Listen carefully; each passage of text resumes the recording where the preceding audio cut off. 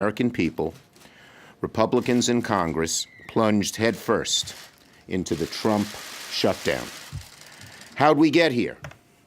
Why is it that Republicans and President Trump are unwilling to do the jobs they were elected to do and reach an agreement to fund the military, critical programs for the middle class, address DACA, fund children's health, and take care of disaster aid? Over the last several months, Democrats have bent over backward to negotiate with the White House. Unfortunately, the President and Republican leaders in Congress are like Abbott and Costello. The congressional leaders tell me to negotiate with President Trump. President Trump tells me to figure it out with Republican leaders. Let me talk a little bit about what transpired in the negotiations. First, a little history. Last year, when President Trump ended the DACA program, we immediately began working on a solution that both sides could agree to. Leader Pelosi and I went to dinner with the president. We came away with an agreement to pursue a deal pursuing the DACA Act with border security. The president agreed. But that night and the next morning, the hard right came after him. Breitbart called him Amnesty Trump. Laura Ingraham even insisted he be impeached.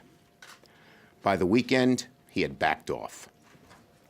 Then Congress went to work.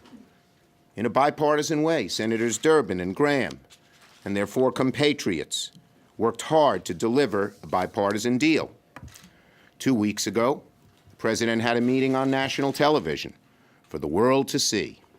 He said he wanted four things: protect the dreamers, secure the border, end what he calls chain migration, and end the diversity visa lottery. And then he said he'd sign what Congress would come up with. Well, the bipartisan Gang of Six delivered. When the president heard about the contours of the deal on the phone with Senator Durbin, he was thrilled. He invited Senators Durbin and Graham to the White House, but the hard right attacked again. A meeting that could have ended in a bipartisan handshake instead devolved into one of the most infamous meetings of his presidency. But still, we went back to work. Excuse me, have a cold. But still, we went back to work to strike a deal with the president. Yesterday, I talked to the president in the morning. We were not far apart on the issues. A deal to fund military and critical programs for the middle class can be struck. We agreed to the contours of that deal. An immigration deal was reached. We could address children's health insurance, other health issues, disaster aid. We went to the meeting and had a long and productive discussion. I told the president we Democrats were willing to fund the military at the highest levels in history, far above even his budget request. I reluctantly put his wall request for the southern border on the table. It was his request. We left the meeting having agreed to try for a short-term CR that would keep everyone at the negotiating table for a few more days. The president suggested, let's do it by Tuesday night. We said, great. Several hours later, he called back. He said, so I hear we have a 3-week deal. I said, no, Mr. President, no one's even talked to me about a 3-week deal. I heard that's the deal. I said, no one's talked to me. I called Leader Pelosi, no one had talked to her. Then, a few hours later, they called back again. Well, we're going to need this, in addition.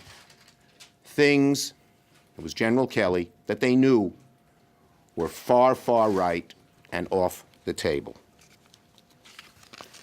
Now, the lunch that seemed so promising was quickly overtaken by hard right forces in the administration, even though we bent over backwards to meet the president's demands. Negotiating with this White House is like negotiating with Jell-O. It's next to impossible. As soon as you take one step forward, The hard right forces the president 3 steps back. Now, I want to say, I don't have the personal animus that a lot of my colleagues have towards the president. We're both blunt and direct. I agree with him vehemently on just about every issue, but at least we can talk to one another. But it's next to impossible to strike a deal with the president because he can't stick to the terms. I have found this out. Leader McConnell has found this out. Speaker Ryan has found this out. So here we are on the first anniversary of the president's inauguration, mired in the Trump shutdown. It doesn't have to be this way. We can get big things done. We can fund the military at the highest level ever. We can commit unprecedented resources to the fight against opioids, to our veterans, to pension plans that are drying up. We can protect our southern border and protect young Americans who were brought here as children. We can pass children's health insurance. And I've never seen something so cynical as Republicans pitting groups of children against each other. They hold up Chip to hold other children, these time the DACA kids, hostage. That's a disgrace. That's not what America wants. We can also pass disaster aid, which Texas, California, Florida, and Puerto Rico want. We can do big things, but the president needs to step up and lead. The Republicans control the presidency, the Senate, the House. They know who's responsible. The American people know that the Republicans control the presidency, the Senate, and the House, and they know who's responsible. America knows this is the Trump shutdown. Only the president can end it. We Democrats are at the table. We're ready to negotiate. The president needs to pull up a chair to end this shutdown. Ready for your questions. Kane. Can you define what you mean by when you say you put the wall on the table? Yeah. The big, beautiful wall, the entire Okay. thing? This was not I'm not going to get into the specific numbers, but I will tell you it was the president who suggested the number, and I said, let's put it on the table. How big was the number? Senator, you're in a shutdown naming rights contest with the president. And, On Twitter, he's leading 10-1. Can you put aside, though, these political triflings, which we would expect in this kind of Okay, I don't situation, care. Yeah. and talk to him again, and do you feel, after what you said, can you believe, Well- do you feel you can believe what he would say? Well, look, this is the third or fourth time on this issue he's made some kind of commitment and then backed off because he's afraid of the right wing. Whether Stephen Miller does it, whether General Kelly doesn't steer him in the right direction and just lets it happen, I don't know. But it's getting very, very difficult.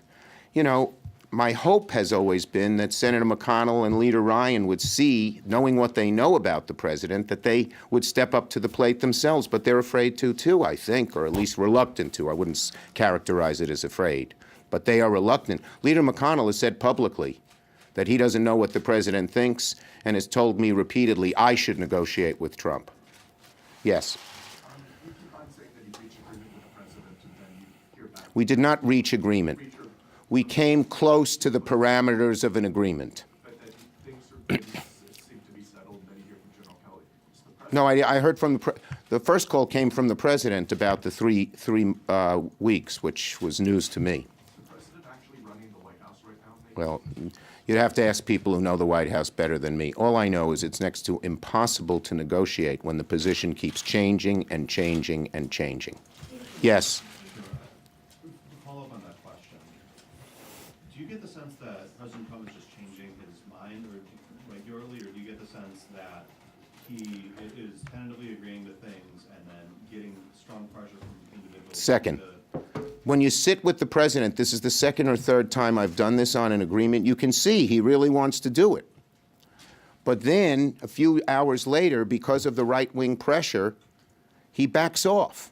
And what I'd like to know is who in the White House is a sort of moderating force who says, this is a good thing for you and the country and your party, go for it. Don't let these people back you off. I don't see anyone in the White House doing that. Next. As you know, support for Dreamers is broadly popular in the country. Yes. But by injecting this issue into a shutdown, do you run that risk? Do you run the risk of Look. damaging that popular support and the prospects of a Well, bipartisan first of all, solution? Dreamers, unlike other issues, has huge bipartisan support. It's not something, it's not like 2013 where Ted Cruz had his own view, but it was partisan and not popular. This is very popular. But second, this is the first time we've had one party control all three parts of the government, and the American people know that it's their responsibility to reach out and compromise, to get things done. There's a lot of feeling in the country that the White House is incapable of really leading the country. And when something like this happens, it exacerbates that view. Leader, if negotiating with the president is like negotiating with Jell-O, as you said, then how are you going to get it done? And Well- are you willing to go back to the White House this weekend? Look, anytime, I suggested last night on the floor and this morning on the floor that the president call the four of us back today and try to get something done. It's still very, very hard given the past history and what I've said, but you always got to be willing to try, and I am. Thank you. Last one. Last one, CNN back there. Senator, do you think, Yelling isn't going to get you called on. can you just talk a little bit about the end game? Do you think Democrats have the stomach for a shutdown that lasts a week, 2 weeks, 2 months? I think the And do you think that Republicans, if you hold out long enough, will say, okay, we'll take the Gang of Six deal and pass it? Look, there are various compromises being bandied about. They're bandied about with far more serious today than they were yesterday by the Republican side, and I'm always willing to listen to compromises as to how to get this done. But at this point, we feel very, very strongly about the issues, not just Dreamers, but opioids, pensions, not funding the military on a CR basis,